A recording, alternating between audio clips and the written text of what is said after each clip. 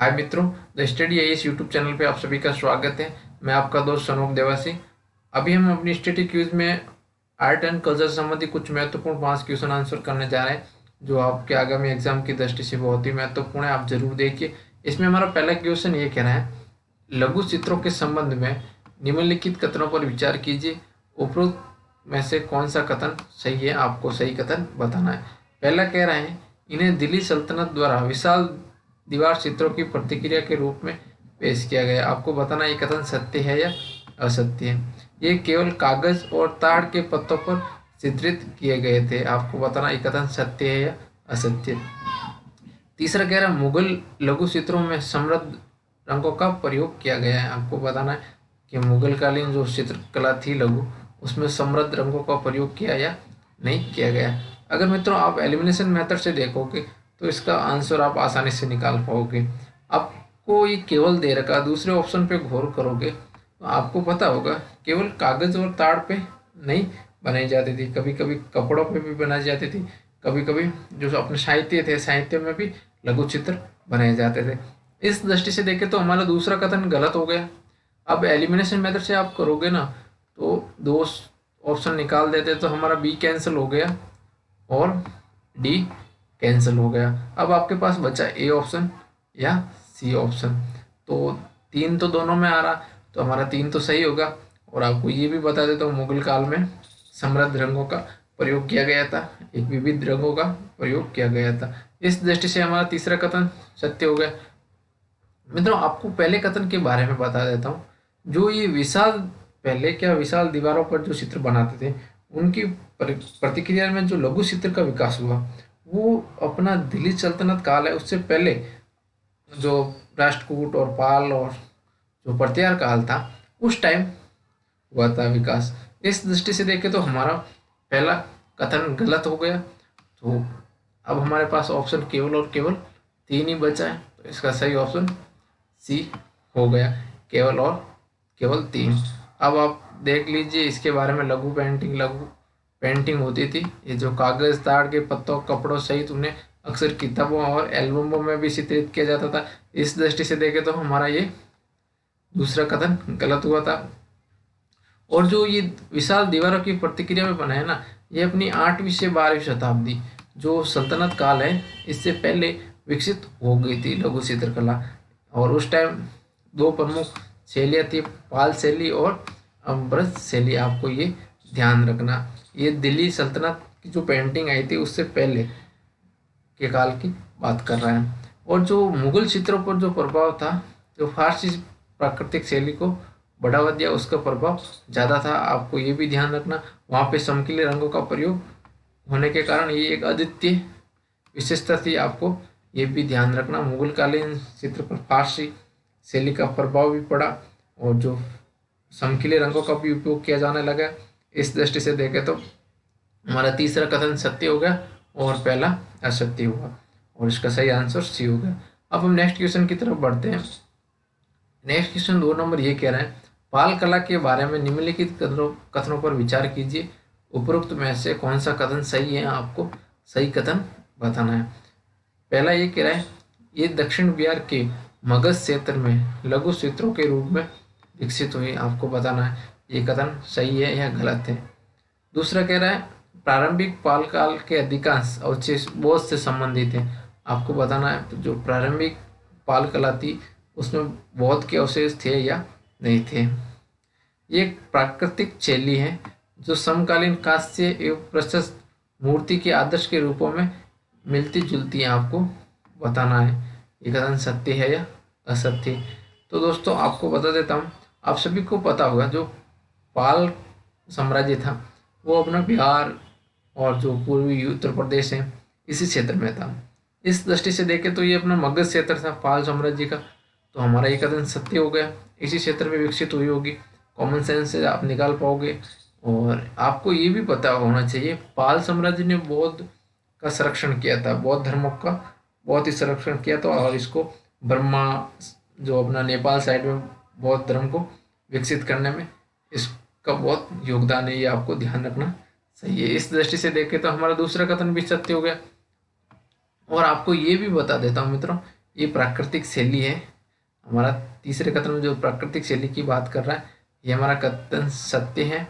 और इसने कांस्य एवं प्रशस्त्र मूर्ति कला के आदर्श के रूप में जो मिलती जुलती चित्रकला है, ये भी हमारा कथन सत्य है।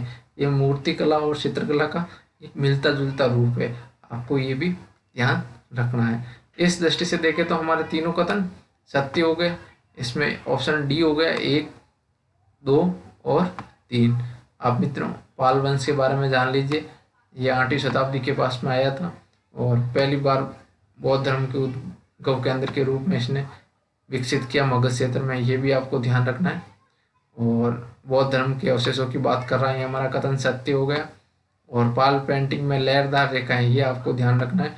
और कई रंगों का प्रयोग किया गया, आपको ये भी ध्यान रखना है। और एक प्राकृतिक शैली की भी बात कर रहा है, और ये भी आपको ध्यान रखना मित्रों, अजंता की शास्त्रीय कला की कुछ विशेषताएं इसमें दर्शाती हैं, क्योंकि ये बहुत से संबंधित है। अजंता की गुफाएं भी बहुत से संबंधित है, तो इसकी कला मिलती जुलती है, वो इससे एस्पायर है इस दृष्टि से। और जो ये बहुतकालीन जो कला थी, उसको मुगल कालीन और जो अपने मुस्लिम अटैक हुए थे उस टाइम काफ़ी नुकसान पहुंचा था। और आगे ये कह रहा, जो पाल वंश का योगदान है, भिक्षु और कलाकार नेपाल चले गए थे, इस कारण यहाँ पे इनका ह्रास होने लगा परंपराओं को। और साथ में इन जो भिक्षु भारत से उत्तर में विकसित हुए थे, तो उन्होंने अपनी कला को वहाँ पे प्रस्तावित किया। इस दृष्टि से इसके साक्ष्य आपको नेपाल में भी मिलेंगे, क्योंकि यहीं से विस्तार हुई थी ये कला। इस दृष्टि से देखें तो हमारा तीनों कथन इसके सत्य हो गए। अब हम नेक्स्ट क्वेश्चन की तरफ बढ़ते हैं। नेक्स्ट क्वेश्चन मित्रों ये कह रहा 3 नंबर, फर्ड पेंटिंग के संबंध में निम्नलिखित कथनों पर विचार कीजिए। उपरोक्त में से कौन सा कथन सही है, आपको सही कथन बताना है। ये एक प्रकार की स्क्रॉल पेंटिंग है जो मुख्यतः आंध्र प्रदेश, तेलंगाना में पाई जाती है। आपको बताना ये कथन सत्य है या असत्य है। ये किसान ग्रामीण जीवन, पशु पक्षी, वनस्पतियों और जीवों के दैनिक जीवन को दर्शाते हैं। आपको बताना ये विभिन्न जो पशु पक्षी हैं, जीव हैं, उनके दैनिक जीवन को दर्शाते हैं या नहीं दर्शाते हैं। फर्ड चित्रों की अनूठी विशेषताएं, मोटी रेखाएं, खंडों में व्यवस्थित संपूर्ण रचना के साथ चित्रों का द्विआयामी चित्रण है। आपको बताना ये कथन सत्य है या असत्य है। फर्ड की विशेषता के संबंध में तीसरा कथन पूछा है। तो आपने अगर फर्ड चित्र के बारे में थोड़ा बहुत अध्ययन किया होगा मित्रों, तो आपको पता होगा इसका विकास आंध्र प्रदेश और तेलंगाना साइड में न होकर राजस्थान की साइड में विकास हुआ था। भीलवाड़ा क्षेत्र है राजस्थान का, वहाँ की फर्ड कला बहुत ही महत्वपूर्ण है। इस दृष्टि से देखें तो हमारा पहला कथन गलत हो गया। अब आपको ये दोनों कथन पता भी ना होना, तो आप एलिमिनेशन मेथड से आसानी से इसका आंसर निकाल सकते हो, क्योंकि एक हमारा कैंसिल हो गया, तो ऑप्शन ए कैंसिल हो गया, ऑप्शन सी कैंसिल हो गया, ऑप्शन डी कैंसिल हो गया। अब हमारे पास बचा ऑप्शन केवल और केवल बी, 2 और 3। तो मित्रों आपको बता देता हूँ, हमारा दूसरा कथन भी सत्य है और तीसरा कथन भी सत्य है, ये आपको ध्यान रखना चाहिए। इसी के साथ इसके एक्सप्लेन दे रखा है, आप पढ़ लीजिए। साथ में दोस्तों मैं आपको बता देता हूँ, जो ये कह रहा ना स्क्रॉल पेंटिंग है और भीलवाड़ा के लिए प्रसिद्ध है, ये लोक देवताओं को संदर्भित है। आपको ध्यान, जैसे बाबूजी है, देवनारायण है, उनके कथावाचन में इनका प्रयोग किया जाता है, ये भी आपको ध्यान रखना। इसमें चमकीले रंगों का प्रयोग भी है, और जो प्राकृतिक चित्र है, ग्रामीण आजीवन है, जो लोक जीवन है, उसको भी इसमें दर्शाया गया है। आपको ये ध्यान रखना। और आपको ये भी पता होगा ये द्विआयामी चित्रण है। इस दृष्टि से हमारा सब कथन सत्य हो गए। और आपको एक बता देता हूँ, जो इसका PDF है मैं मेरे टेलीग्राम चैनल पर मित्रों शेयर कर दूंगा। The study IAS with Sanoop Devasi Telegram है, वहाँ से आप डाउनलोड कर लीजिए और रिवाइज कीजिए, अपने दोस्तों के साथ शेयर कीजिए, ताकि उनको भी इस क्विज का बेनिफिट मिल सके। नेक्स्ट क्वेश्चन है हमारे दोस्तों 4 नंबर, बूंदी चित्रकला शैली है ना, उसके संबंध में पूछा है। बूंदी चित्रकला शैली के संबंध में निम्नलिखित कथनों पर विचार कीजिए। बूंदी चित्रकला शैली भारतीय लघु चित्रकला की एक राजस्थानी शैली है। आपको बताना है ये कथन सत्य है या असत्य, क्या राजस्थानी शैली है या नहीं है। दूसरा कह रहा है बूंदी चित्रकला में दरबार के दृश्यों, जुलूस, कुलीन के जीवन, भगवान कृष्ण के जीवन के दृश्यों पर बल दिया गया। आपको बताना है इसमें दरबार के दृश्यों और भगवान कृष्ण के जो दृश्य है उनको और कुलीन लोगों के जो दृश्य हैं उनको चित्रित किया या नहीं किया गया है। ये कह रहा है बूंदी शैली का मुगल शैली से घनिष्ठ संबंध है। आपको बताना है क्या ये मुगल शैली से संबंधित है या नहीं है। इसमें आपको उपरोक्त कथनों में से सही कथन पूछा मित्रों, ध्यान रखना सही कथन कौन से है तीनों में से। तो आपको बता देता हूँ पहले कथन के बारे में। ये राजस्थान का जो बूंदी कोटा बूंदी क्षेत्र है यहाँ पे विकसित हुई थी। ये जो अपना राजपूत काल है उस दौरान विकसित हो गई। इसमें प्राकृतिक चित्र भी हैं, जो राजदर्शी हैं उनके भी चित्र हैं, और साथ में जो भगवान धार्मिक चित्र है वो भी है। इस दृष्टि से देखें तो हमारा पहला कथन सत्य हो गए मित्रों।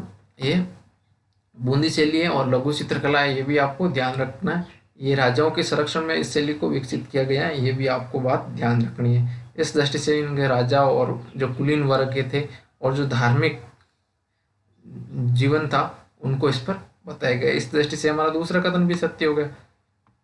और आप सभी को ये पता ही होगा ये मुगल काल के समकालीन थे, जो राजपूत काल था। इस दृष्टि से इसमें कुछ ना कुछ तो प्रभाव पड़ेगा, ये आप कॉमन सेंस से सोचना चाहिए। इस दृष्टि से हमारा तीसरा कथन भी सत्य हो गया। तो तीनों कथन सही हो गए, तो आपको सही कथन ही पूछा। इसका आंसर सी सही हो गया, 1, 2 और 3। इसके बारे में आप जान लीजिए। ये जो 17वीं से 19वीं शताब्दी के आसपास विकसित हुई थी राजस्थानी शैली कह रहा है, वो पहले ही बता दिया। और यहाँ बूंदी शैली में वनस्पतियों, रात्रि आकाश और भंवर के साथ जल चित्रण किया गया है, आपको ये भी ध्यान रखना। और साथ में ये कोटा बूंदी क्षेत्र में कह रहा है, और इस शैली मुगल काल से घनिष्ठ संबंध है, ये भी आपको बता रहा है, आपको ध्यान रखना। इसमें मुगल काल के जो दृश्य हैं चित्र शैली में वही इसमें पाए गए हैं। इसमें शिकार को भी प्रस्तुत किया गया, क्योंकि राज दरबार की थी तो राज दरबार शिकार करते थे, आप सभी को ये पता होना चाहिए। और कुलीन वर्गों का जीवन भी इसमें दर्शाया गया। पशु पक्षी हैं और जो भगवान के धार्मिक उत्सव है, उनके धार्मिक भगवान के जीवन है, उसके बारे में भी इसमें बताया गया। ये आपको ध्यान रखना है। इस दृष्टि से इसका आंसर सी हो गया, ऑप्शन 3। अब हम नेक्स्ट क्वेश्चन की तरफ बढ़ते हैं। नेक्स्ट क्वेश्चन 5 नंबर ये कह रहा है मधुबनी पेंटिंग के संबंध में निम्नलिखित कथनों पर विचार कीजिए। आपको मधुबनी पेंटिंग के बारे में बताना है, उपरोक्त में से कौन सा कथन सही है। आपको सही कथन ही पूछा है। पहला ये कह रहा है परंपरागत रूप से महिलाओं को मधुबनी पेंटिंग बनाने की अनुमति नहीं है। आपको बताना ये कथन सत्य है या असत्य। ये परंपरागत रूप से महिलाओं को मधुबनी पेंटिंग बनाने की अनुमति है या नहीं है, यहाँ आपको नहीं का कह रहा है। नेक्स्ट दूसरा कथन ये कह रहा है आमतौर पर चित्र प्रजनन क्षमता और जीवन के प्रसार को दर्शाती है। आपको बताना एक जो चित्र है, ये पेंटिंग है, ये जीवन के प्रसार और प्रजनन क्षमता को बताती है या नहीं बताती है। मधुबनी पेंटिंग को आधिकारिक मान्यता प्राप्त है। आपको बताना एक कथन सत्य है या असत्य। तो मित्रों आप अगर कॉमन सेंस सोचोगे तो पहले कथन पर विचार करोगे तो महिलाओं को इस पर क्यों रोक लगी। आप ये भी सोचोगे कि महिलाएं चित्र बना सकती थी, उस पर कोई रोक नहीं थी। परंपरागत रूप से सभी को स्वतंत्र आज़ादी थी कि वो कोई भी पेंटिंग बना सकते। पेंटिंग में किसको क्यों रोके महिला को, ये कोई एक थोड़ा अजीब सा ऑप्शन लग रहा है। तो आपको ये कॉमन सेंस सोचना चाहिए। इस दृष्टि से देखें तो मित्रों हमारा पहला कथन गलत है। आपको बता दें तो उस टाइम महिलाओं को परमिशन थी बनाने की। इस दृष्टि से हमारा पहला कथन सत्य हो गया। अगर आपको इसके बारे में थोड़ा बहुत आइडिया होता तो आप आसानी से इसका आंसर निकाल सकते थे। क्यों हमारा ए कैंसिल हो गया, ये बी कैंसिल हो गया और डी कैंसिल हो गया। अब दोनों हमारा ऑटोमेटिक ऑप्शन सही हो गए, तो दूसरा भी सही सत्य हो गया और तीसरा भी सत्य हो गया। तो इसका सही आंसर सी हो गया। इसके बारे में आप जान लीजिए। ये मधुबनी और मिताली पेंटिंग के रूप में जो भारत और नेपाल क्षेत्र में जो अपना बिहार वाला क्षेत्र है उस क्षेत्र में विकसित हुई है, आपको ध्यान रखना। और इसमें मूल चित्रों में कमल के पौधे, बांस के पेड़ों, मछलियाँ, पक्षी, सांपों के प्रतीक चिन्ह भी दर्शाए गए हैं। ये सभी प्रजनन क्षमता और जीवन के प्रसार को भी दर्शाती है, आपको ध्यान रखना। और 1975 में इसको आधिकारिक मान्यता दी गई, ये आपको ध्यान रखना। ऑप्शन आ सकता है, इम्पोर्टेंट है। इस दृष्टि से देखें तो इसका कथन 2 और 3 सत्य हो गया और सही आंसर सी हो गया। और इसी के साथ मित्रों हमारी श्रृंखला समाप्त हो जाती है। आप वीडियो को लाइक करें, शेयर करें और चैनल को सब्सक्राइब करें। धन्यवाद।